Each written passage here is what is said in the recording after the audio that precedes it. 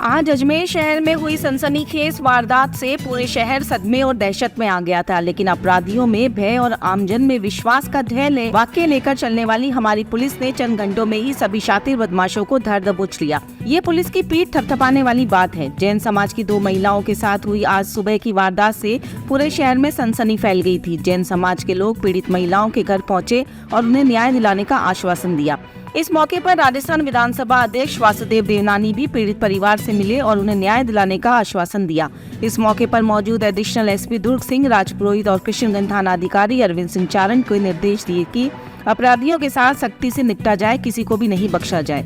Ajmer police ने तुरंत कार्रवाई करते हुए 4 अपराधियों को धर दबोच लिया है, जो काबिले तारीफ है। पुलिस ने पीड़ित महिलाओं की सुरक्षा के लिए हथियारबंद जवान भी तैनात कर दिया। इस अवसर पर जैन समाज के लोगों ने पुलिस की कार्रवाई की प्रशंसा करते हुए पुलिस को माला पहनाकर सम्मान किया है।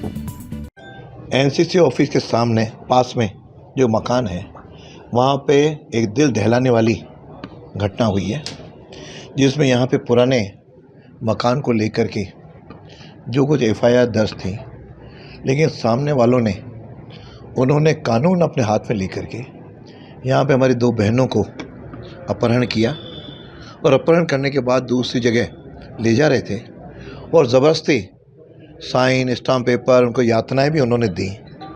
और यातनाओं देने के बाद जैसे ही हमारी जानकारी में आया, सीआई ने पहल करके उनका पीछा भी किया और कुछ ही समय में उसमें से पहले 1 फिर 2 लोगों को अरेस्ट भी किया और कुल 4 लोग थे, बाकी दोनों को भी पुलिस ने अरेस्ट कर लिया है मेडिकल करवा के, और उनको कठोरतम धाराओं में उनके खिलाफ़ मुकदमा भी दर्ज हुआ है।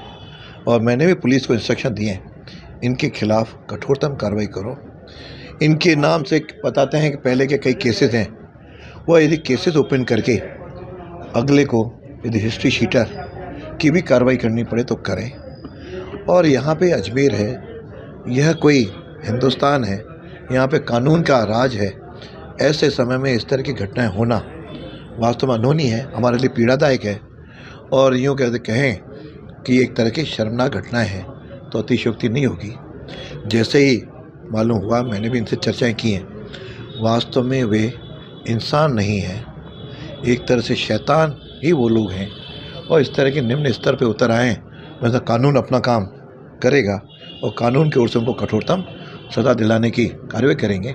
मैंने पुलिस को कहा है कि इनकी तरह तार कहाँ है उसको भी ढूंढें, ताकि अजमेर में इस तरह की घटना कहीं और जगह न घटित हो सके, इसका प्रयत्न करेंगे। और आवश्यकता हुई तो आईजी तक तो मैंने बातें की हैं, आवश्यकता हुई तो जयपुर में गृह मंत्री और मुख्यमंत्री से बात करके भी इनको सज़ा दिलवाने में कोई कसर नहीं छोड़ेंगे। ये कूट रचित दस्तावेज सब ऐसा वायरल से एक नाम। और अभी अजमेर में पिछले दिनों कुछ जानकारी आ रही हैं, कुछ लोग कूट रचित दस्तावेज बना करके ज़मीनों और मकानों पे अपने दावा ठोकते हैं, फिर सामने वालों को ब्लैकमेल करके कुछ पैसे हड़पते हैं और कुछ जगह सफल भी लोग बताते हैं हुए हैं।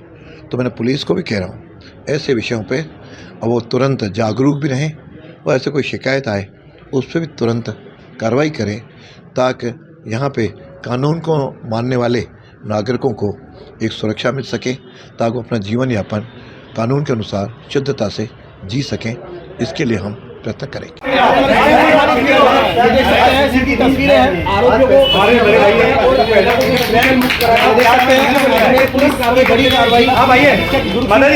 अतिरिक्त जिला पुलिस ये देख सकते हैं जिस तरीके से अजमेर पुलिस की बड़ी कार्रवाई है।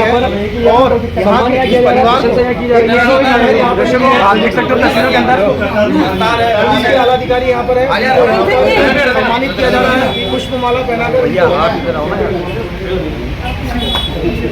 इस वक्त की बड़ी खबर हम आपके सामने लेकर आए हैं। देख सकते हैं जिस तरीके से समाज के द्वारा यहाँ पर इस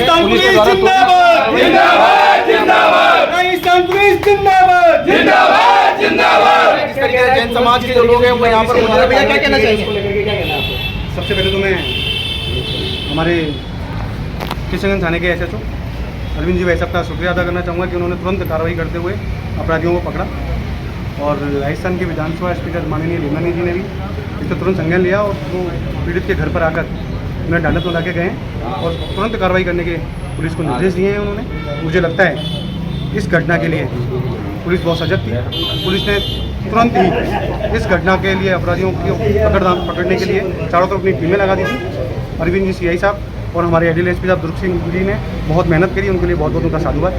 मैं अजमेर की जनता के लिए क्या संदेश देना चाहता हूँ? अजमेर की जनता के लिए मैं बस एक छोटा सा संदेश देना चाहता हूँ, लोग जागरूक रहें। अगर किसी के पास प्रॉपर्टी ज़्यादा है तो अपनी प्रॉपर्टियों के दस्तावेज बाउंड्रियाँ करके रखें और पुलिस को हमेशा इन्फॉर्मेशन देते रहें कि हमें इन लोगों से खतरा है, पुलिस के टच में रहें। और सबसे ज़्यादा सजग की बात यह है कि अगर कहीं कोई महिला अकेली रहती है तो वो अपने यहाँ एक गार्ड रखें, घर में कैमरे लगा के रखें और आसपास की चौकी या थाने में अपनी सुरक्षा की बात हमेशा कहती है। चलिए अब हम बात कर लेते हैं जो इनके साथ में घटना सुबह उनसे भी बात कर लेते हैं। जी माता जी, सुबह किस तरह की घटना आपके साथ हुई थी और पुलिस ने त्वरित कार्रवाई करी, उससे आप कितना संतुष्ट हो, क्या कहना चाहते हो पुलिस के लिए? घटना के बारे में बता दूँ, मैं सुबह 7:15 के बाद मैं जब उठी थी, उसके बाद जो कहते हैं जैसे मैंने अपना कमरा खोला तो बाहर एक काली गाड़ी खड़ी हुई थी।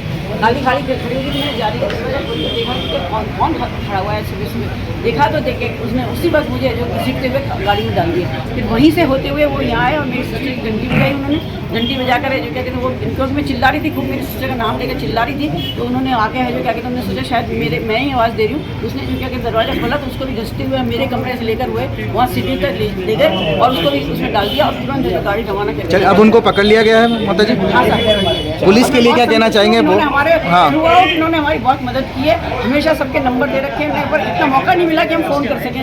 बाकी इन्होंने सब ने इनको चलिए हमेशा हमारा कोऑपरेशन किया है। जी बिल्कुल देख सकते हैं जिस तरीके से जो हमारा कोऑपरेशन करता रहा है लोग हैं और हम बहुत खुश हैं। और भी यहाँ पे लोग हमारे साथ मौजूद है, बात कर ले हैं, हमारे साथ जुड़े हुए।